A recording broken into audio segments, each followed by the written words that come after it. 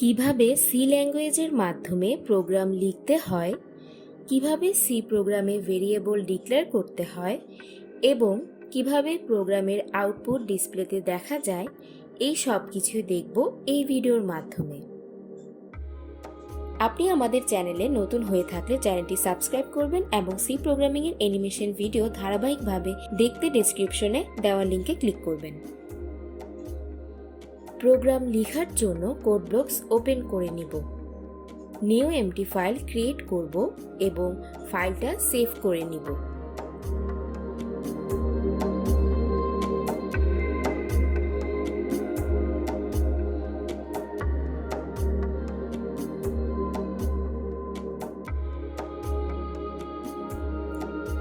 প্রথমে header file লিখব।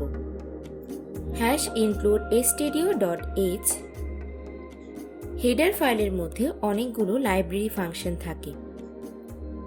C প্রোগ্রামে যেসব লাইব্রেরি ফাংশন ব্যবহার করা হয় সেগুলো যে হেডার ফাইলে রয়েছে, প্রোগ্রামের শুরুতে সেই হেডার ফাইলের নাম #include দিয়ে প্রোগ্রামে লিখতে হয়।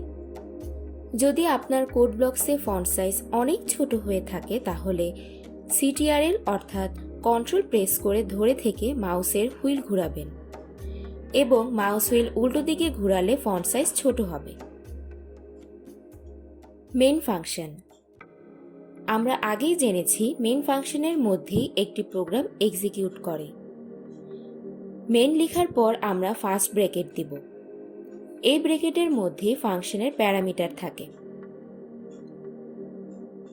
মেইন ফাংশনের সীমা বোঝানোর জন্য সেকেন্ড ব্র্যাকেট ব্যবহার করা হয়। এই সেকেন্ড ব্র্যাকেটের মধ্যে আমরা বিভিন্ন স্টেটমেন্ট লিখব। Suppose a is equal to 20, b is equal to 10 এবং c is equal to a plus b।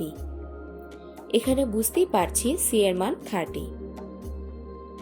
এটা কম্পিউটারকে বোঝানোর জন্য a, b এবং c ভেরিয়েবলে প্রোগ্রামে ডিক্লেয়ার করতে হবে।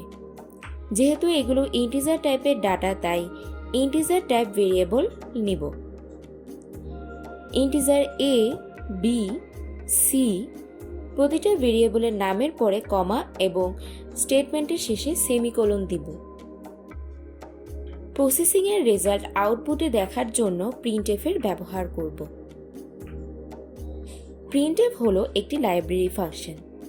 এই লাইব্রেরি ফাংশন stdio.h হেডারের অন্তর্ভুক্ত। মনিটরের পর্দায় আউটপুট প্রকাশের জন্য এই ফাংশনটি ব্যবহৃত হয়। printf লেখার পর ফার্স্ট ব্র্যাকেট দিতে হয় এবং এই ফার্স্ট ব্র্যাকেটের ভেতরে ইনভার্টেড কমার ভেতর যে টেক্সট টাইপ করা হবে আউটপুট হিসেবে মনিটরে সেটিই দেখা যাবে।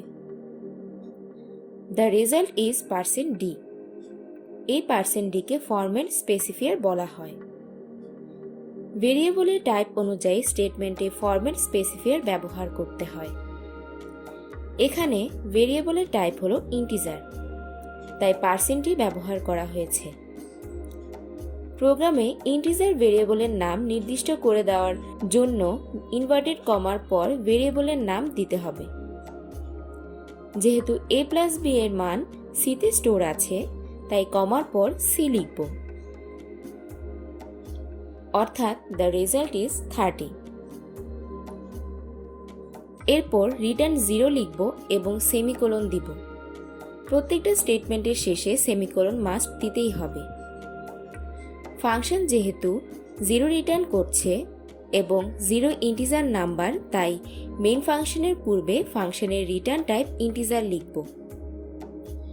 এখন আপনি নিশ্চয়ই ভাবছেন যে রিটার্ন 0 এর কাজ কি। আসলে রিটার্ন 0 হলো প্রোগ্রামের এক্সিকিউশন স্ট্যাটাস। মেইন ফাংশন যদি সবগুলো নির্দেশনা বা স্টেটমেন্ট কোনো প্রকার ভুল ছাড়াই রিটার্ন 0 তে পৌঁছাতে পারে, সেক্ষেত্রে কম্পাইলার ধরে নেয় প্রোগ্রামটি সফলভাবে সম্পন্ন হয়েছে।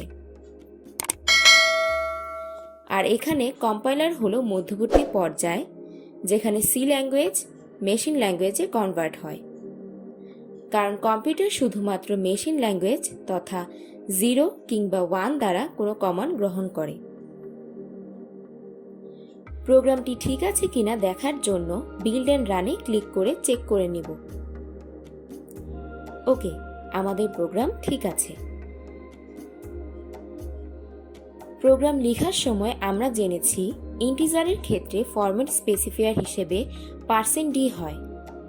একইভাবে ক্যারেক্টারের ক্ষেত্রে %c, ফ্লোটের ক্ষেত্রে %f এবং ডাবলের ক্ষেত্রে %lf হয়। ফরম্যাট স্পেসিফায়ার লিস্ট আপনাদের হোমওয়ার্ক হিসেবে থাকবে, মেমোরাইজ করে নেবেন। এর পরের ভিডিওতে প্রিন্টএফ এবং স্ক্যানএফ সম্পর্কে বিস্তারিত জানব।